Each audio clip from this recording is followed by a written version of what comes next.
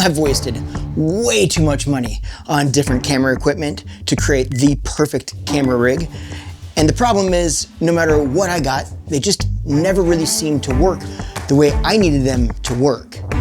That is, until I realized that I really just needed one thing, and that would change everything. Fact is, I'm always watching videos about different camera rigs, but what I find is they kind of give me a very specific rig for kind of a specific job. And more often than not, they're kind of built by people that are out and doing client work, like filming other people. So they're spending the majority of their time behind the camera. Now, that's great, but I think folks like you and myself that do spend time in front of the camera. I have filmed myself in well over 300 videos. We have some kind of unique needs when it comes to a camera rig. And so that's what I'm gonna walk you through today is how I've kind of, I think, for at least for now, managed all of the issues that we have as people that actually film ourselves. And the thing that I think you're really gonna like about this is that it isn't just about one specific rig. My goal with this is really to kind of give you ideas, different components that you might be able to add to your own rig that will make things a whole lot easier and help you solve some of the same problems that I have. Now, after I walk you through how I approach all these setups, I'll show you the specific components I use to address this. I feel like we've got kind of two different scenarios. We have the scenario where we're sitting in the studio, like I'm doing right now. The camera isn't in our hands, it's sitting on sticks, and we just need to make sure that it's stable and we're in frame, right? So for that, I have a very basic rig built, and that is just the Axion wireless transmitter that's attached to this top handle from Small Rig. And then I have that feeding itself to this actually, which is my wireless monitor setup, right? Now, there are definitely other ways that you can do this because the wireless thing really isn't that complicated, and depending on what kind of camera you're using, like if you're using a Sony camera, then you just have a built-in app. Canon has an app too, but if I'm honest, their app kind of sucks because it doesn't even show you a Rec 709 picture. It just, if you're shooting in log, it only shows you log, which is super stupid and much harder to use for exposure, that kind of stuff. So I found myself using a monitor regardless. Now, as far as the audio goes, I've been using the Ceramic K9. Love, love, love them. And there's pros and cons to this, right? It's a little bit of an overkill for a lot of creators. I get it. With me, I absolutely love it. And maybe that's its entire own video. It's just an easy setup for me. And I can put the camera basically wherever, and if I turn around or do anything, I'm gonna get the same audio regardless of how I'm moving. So that's the simple way for me. But that doesn't really solve the issue that you and I have, which is more, well, okay, but we're also running and gunning. We're out there, we're filming stuff, behind the camera, and we're filming ourselves in front of the camera. So what do we do at that point? We'll just use the R5C, right? This is a small mirrorless body style. We can just go right here. I'll grab my little top handle right here. I'll throw this on, okay? And what you'll notice about this is gonna make sense moving forward, is I've already got my audio attached to this, okay? So I've got my audio right here. I plug this in. Now, my audio is ready to go. I just need the monitor for this. I got this little monitor, right? Throw that on, grab my HDMI to a mini HDMI, which sucks, but that's what we've got. We're working with right now, so there we go. That's a micro HDMI even, that's even worse. And now we've got a full system that's ready to rock, okay? So now we're behind the camera and we're good. I'm filming B-roll, I'm loving it. But what happens when I need to actually film myself? Well, in that scenario, I just pop this off real quick. I turn that around, move this over here, bring that up, and now I'm filming myself. Either I'm sitting it on sticks and I'm talking to it, or I'm literally just vlog style filming like this. Realistically, if I'm gonna just do something really quick in vlog style, I probably am just flipping out the side LCD and I'm just gonna use that. But let's just imagine that for some reason you can't, you have that option. Maybe I wanna switch over to the C80. Well, in that scenario, I unplug this, I take this off, unplug this, like move this because this has a real HDMI. So now I've got the C80 here. I throw this on and we put it on here, center. Okay, now I could run this as my mic. And if I don't want this as my mic, maybe I want to actually use an XLR mic. Then I switch over to my Rode NTG3. I throw it in this little cold shoe attachment right here. And now we're set up and we're ready to go for a little bit more of a, you know, true cinema camera experience, if you will. Now, what if I want to go back to B-roll? I'll pull this off here, turn this mount around, pop that back in, and now I'm running and gunning with that. So let me just break down what goes on in this specific handle. So we've got a small rig monitor mount right here. Now I like this particular one because it's a little lower. It's a little bit lower. It doesn't sit up on top. Then I actually just added this Alonzi. It's a little mounting system. I honestly don't know what it's called. So I'm gonna make sure that everything that I talk about, I'm gonna link in the description so that you can find it. And what I love about this is it's so easy to just be able to put on and off or take on and off, you know, monitors, right? So for instance, I've got this monitor over here. I pull it off this because it's got the same thing.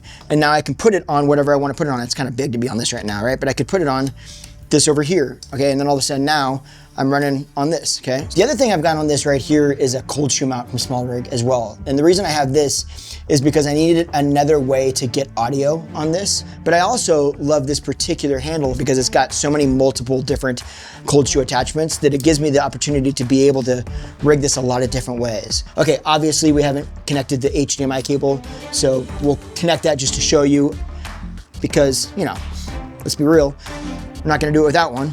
Okay, so we put that in there. Okay, now we're running and gunning. I'm a stickler for freaking cable management, and I don't have good cable management for these right now, and it's driving me freaking nuts. So anybody that's got good ideas for cable management, I did look at like the Mondo ties. I'm very curious about those. I would love to get those on a rig and kind of see how they work. So there, now we go, right? Throw a battery on the front of this, and we're good to go. This broke on me. It kind of works, it kind of doesn't. Sometimes it does, sometimes it doesn't.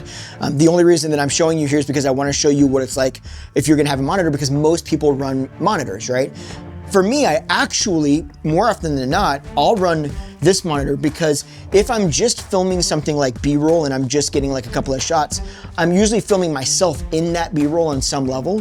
So I want some sort of monitor that I can check, sit down, and then, you know, get away from the camera, go do what I need to do, check focus, but I need it to be right there with me. I don't need to be on my camera. And if I'm filming on my camera, like literally I'm right behind it and I'm not standing away from it, then a lot of times I'll just use this, or I will actually connect this big crazy looking monitor to the front of it because it's usually far and few between of those kinds of shots. But just wanted to show you that if you did run a 5-inch monitor, especially now that they have, all of them are getting camera control, I'm so jealous of that. Like what, Portkeys has got camera control, Atomos just released camera control, Small HD has camera control, Axoon has camera control, all of those for Canon. Sony, you guys always get the camera control, you've always had it. Canon, we get jacked. Please, it's obnoxious. I'm not saying that I would love to have one of those camera control units from any of those companies that I would review. I'm not saying that I would absolutely love that, but I might. What if I just spent this entire video just trying to sling myself away to get new products? I'm not, but I do want to really try one of those. Aside from that, I'm kind of off base now. Okay, now this is great, but I have one more situation that for me is a really big deal, and it might be for you too. And if it's not, it might be after this video. If you've spent any time around this channel, you know that I like cinema lenses. But the problem is, cinema lenses don't have what? Autofocus. Now, I'm actually using a cine lens right now on this that I'm filming, and I don't have autofocus because I'm actually gonna need to show it and how I get autofocus in this video. So I'm just hoping that I'm in focus at this point, right? Which is actually stressing me out a little bit, I'm not gonna lie. I can look back here and go, am I? I don't even, yeah, I think I am. But the issue was, every time I tried to create a rig that was allowing me to get autofocus on one of my cameras, I would build the rig for that particular camera, but then I didn't have a way of switching it to another camera. So all of a sudden I was rebuilding this rig and trying to like recalculate everything and calibrate everything and, you know, all this stuff, and it just became a huge hassle until I figured this out. So we've got my C80 right here. Well, why don't we get rid of this lens and this top handle, because we're gonna go and we're gonna use a vintage lens, okay? So we're gonna take this off. So now let's grab this little Helios 44-2, one of my favorites. We're gonna throw this on. All right, so now we've got our Helios 44-2. So now we go into my actual focus system, which is just the DJI Focus Pro. So now I throw this on here, tighten that down. I put this in the actual rod holder right here, right? tighten that down. And now I've got autofocus on my C80, on a manual lens. Let's imagine that I do want a monitor on this. I can take this same monitor from over here, and now I can throw it on this, and boom, we're running autofocus, and I got my monitor, and I'm all set to go. But what if all of a sudden I realize that, you know what, I want autofocus on a different camera. Maybe I want to change this over to my R5C. All I'm gonna do is I'm gonna pull this out of here again. I'm gonna take this off, and I'm gonna move this over here, and now I've got autofocus on this one. So what I'm actually using for this DJI Focus Pro system is this little kit from Tilta, and this actually allows me to connect this whole system to one NATO rail. It allows me to use the handle from the Focus Pro system as a top handle instead of the kind of standard side handle configuration. And then it comes with this little mount that I can attach the LiDAR to, and then this mount actually adjusts so I can kind of refine where I want that LiDAR to point. And then there's a 1/4-20 at the top of the Focus Pro grip, and that allows me to mount a monitor mount, and for me, I'm just using this small rig monitor mount right here. And then I just attach to that the same Ulanzi quick release system that I have on all my other handles. So then I can mount my monitor or whatever else I want to mount, maybe a wireless transmission system. Now this has been super helpful for me because it allows me to have that kind of one handle system where I can just take this one handle and put it on different cameras and get autofocus on any camera I want super fast. All of this is done simply by utilizing this one little NATO rail with this 15mm rod clamp on it. I can take this and I can attach this to any camera, whether it's got a cage or, so obviously in the R5C it's got a cage, or on the Canon C80, I actually don't have a cage on it because I haven't figured out what cage I want to get yet. So I just literally have it screwed into the top plate right up here, and then I just put a little rubber stopper right below it to make sure that it doesn't switch back and forth too much. Now, obviously not all cameras are going to have that ability, but it's just to show you that doing something as simple as adding this NATO rail to your existing system and then actually utilizing that to run a DJI Focus Pro if you want. Or maybe it ends up running just the rail so that you can attach other accessories to it. Maybe you want to have a monitor attached to a 15mm rod so that you can move it back and forth, or move it around however you want. This is such a great little setup because you can get it to the place where you just switch one thing over and you're good to go. One other thing that you'll notice on this, I've got a pretty big base plate down here, and you might be wondering, well, why would you want to do that? Because this is the quick run and gun. Now, if I'm honest, I'm really looking forward to this C50 coming out because as soon as I get that, I'm thinking it's gonna address a lot of the battery issues that the R5C had. But what if it isn't even necessarily about, getting it a little bit longer? What if I need a lot more battery? Well, then I can just take this little attachment here, I can throw it down here real quickly, lock that in, right? And then this gives me the ability to open this up so I can get camera settings through that, or leave it open, or flip it around, do vlogging, or whatever I need to do. And then if I want to add any sort of peripherals, I can actually run them through this V-mount as well.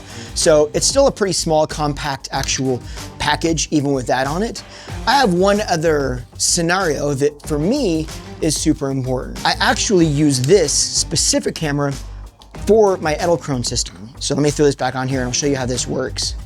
So if I bring this around, what I was struggling with is trying to figure out a way that I could do a quick switch between this and that, because this lives on tripods, right? So if I've got it living on a tripod right now I need to get it up here. The issue with that was every time I would try to get it up there, if I put an adapter on here that would actually work with this plate, then it was too tall. And all of a sudden now I couldn't get this to actually move at all, which is a problem. I need to have full movement or range of motion with this to get the shots that I want.